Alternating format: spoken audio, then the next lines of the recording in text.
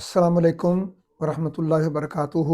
میں ہوں دادا ہومیوپیتھ ڈاکٹر محمد صدیق، اشار ہومیوپیتھک کلینک اکاڑا۔ آج کی ہماری ہومیوپیتھک ریمیڈی کا نام ہے جیلسیمیم۔ اس پوری ہومیوپیتھک ریمیڈی کو یاد رکھنے کے لیے صرف ایک لفظ ہے، پیرالائسس، فالج۔ بس فالج کو یاد رکھیں گے، ساری دعا آپ کو یاد ہو جائے گی۔ دماغ کا فالج، دماغ کے اندر سے نکلنے والے نروز کا فالج، نیوران وہ موٹر ہوں، وہ سینسری ہوں، وہ جو ہے وہ موٹر سینسری کمبائن ہوں، یعنی کہ جتنے بھی نیوران نکلنے والے ان کا کسی قسم کا کوئی فالج ہو، اور ظاہر ہے وہ جسم کے تمام حصوں کو متحرک کرتے ہیں اور سینس پہنچاتے ہیں، تو لہذا جو بھی انسانی عضو سینس کے اندر کمی بیشی ہو جائے اس کی، اور یا اس کی حرکت کے اندر کمی بیشی ہو جائے، تو اس کو فالج کا نام دیا جاتا ہے۔ وہ فالج جو ہے وہ رائٹ سائڈ کا فالج جس میں بازو اور ٹانگوں کا ہوتا ہے، لیفٹ سائڈ کا فالج ایک بازو اور ایک ٹانگ کا، ایکس پیرالائسس رائٹ بازو اور لیفٹ ٹانگ، اور لیفٹ بازو اور رائٹ ٹانگ۔ اسی طرح سے پیراپلیجیا،